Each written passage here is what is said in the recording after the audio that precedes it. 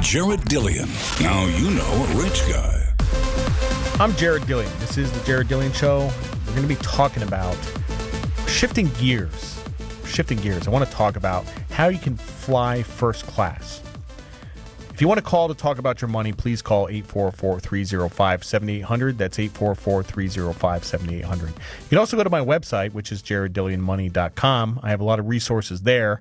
Or you can follow me on Twitter at DailyDirtNap. And, you know, some people are really, into the travel stuff. Experts on it, TripAdvisor, getting points, credit cards, getting free points, miles.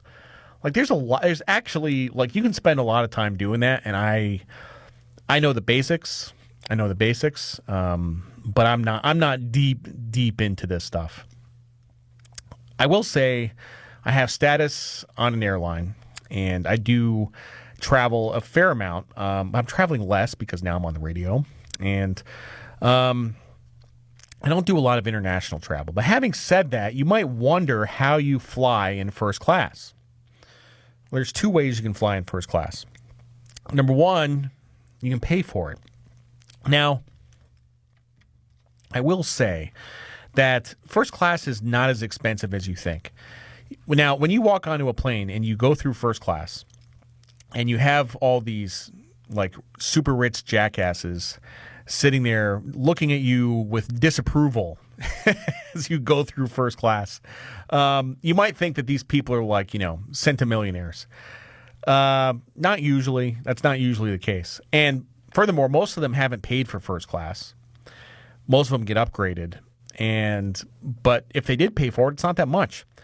It's more than a ticket. But for example, when I fly to New York, I live in Myrtle Beach. I fly to the Myrtle Beach Airport, Myrtle Beach to Charlotte to LaGuardia. Okay, that flight most of the time is $300 to $350 if I fly coach. First class, it's $700. Now, it's more than twice as much, but it's not crazy. It's not ridiculous. It's not $3,000. It's $700. I've paid for a first class ticket twice. And the reason I paid for a first class ticket was I'm a DJ. And at the time, I was using Ableton software, and I had this controller called an APC 40. And the controller was much easier to fit under the first class seats than the coach seats. And I really didn't want some stupid flight attendant to take my really expensive laptop and controller and stick it down in the luggage. I didn't want that to happen. Plus, I was like, I'll just treat myself, and I'll have a first class flight, and it's fine. So you either pay for it or you have status and you get upgraded. And when you walk through first class, probably 3/4 of those people did not pay for it. Depending on the flight, they actually just got upgraded. So that's really the way to go. If you want to fly first class, then get status and get upgraded. And we'll talk about how to do that. So, in American Airlines, you can be gold status, you can be platinum status. Then they have something called Platinum Pro, and then there's Executive Platinum. So in order to get gold status, you need to fly 25,000 miles a year, which is basically if you go to L.A., New York to L.A. and back 6,000 miles, 4 flights, and get you to 25,000 miles. Or you fly internationally. Usually, I rack up the miles when I do international travel. Went to Argentina one year, just racked up the miles, lots of miles. Platinum is 50,000 miles. Platinum Pro is 75,000 miles. And Executive Platinum is 100,000 miles. 100,000 miles is a lot. That's 2 or 3 flights a week. That's a lot of flying. I know a guy. I remember I live in Myrtle Beach. He lives in New York. Not going to say what he does or who he works for. He says, "Hey, do you want to have lunch?" He emails me, "We want to have lunch." I'm like, "Where?" He's like, "Myrtle Beach." I'm like, "Are you visiting?" He's like, "Yeah, sort of." So I meet him at this restaurant. It's called Carolina Roadhouse here in Myrtle Beach. And I meet him at this restaurant, and I'm like, "What are you doing here? You got business down here?" And he says, "No, I literally just flew down here to get status."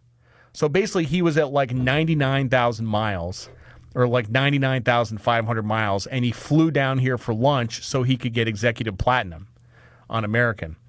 And it's, for him, it was worth it, right?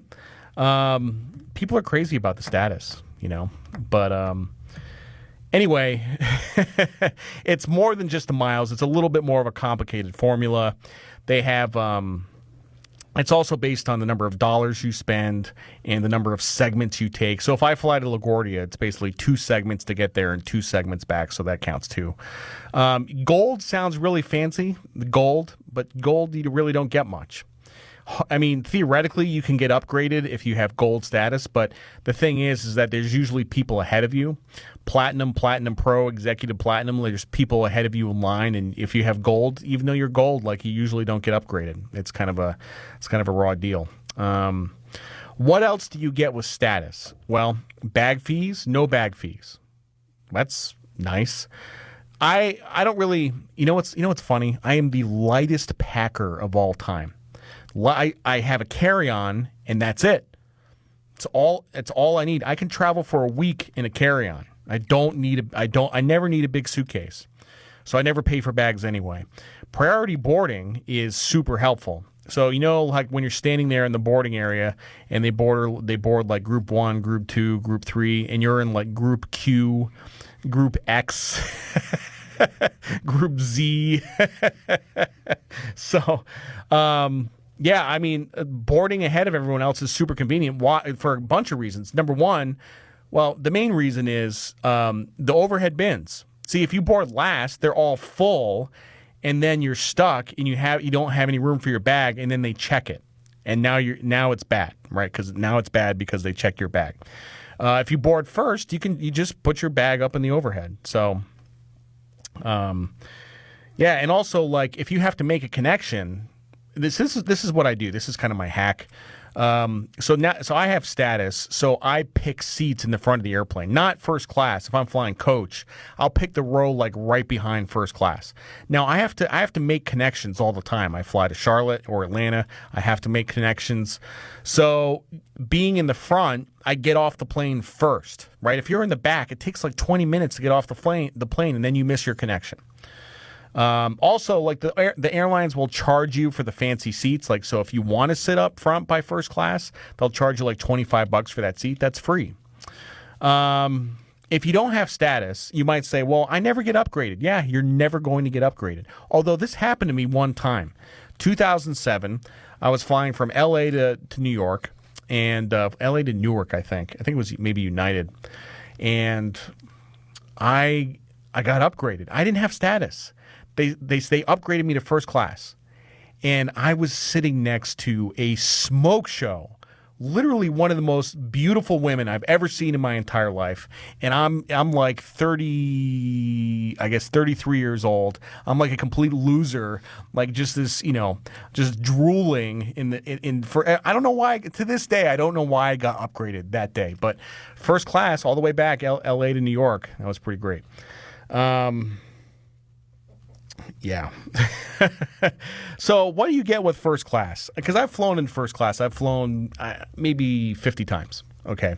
What do you get? Well, the seat is bigger, so it's more comfortable. I'm not really like a big guy. I'm not like one of these 6'4" guys, so I can fit into a coach seat. It's fine. So the seat is bigger.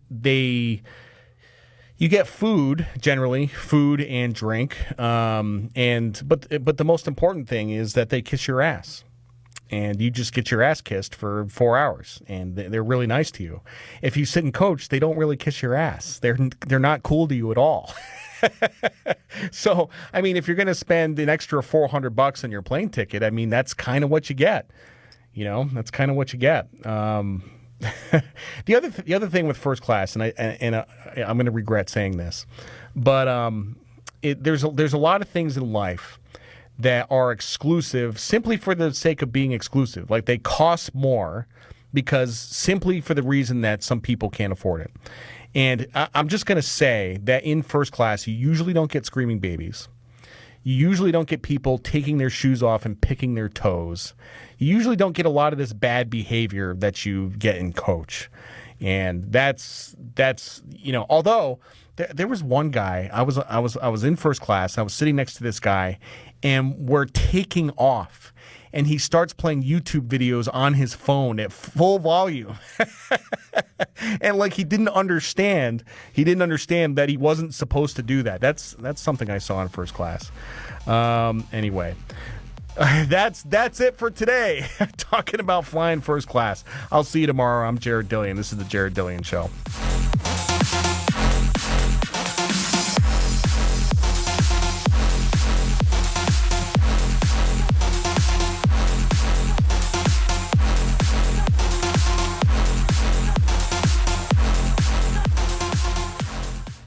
Jared Dillian. Now you know a rich guy.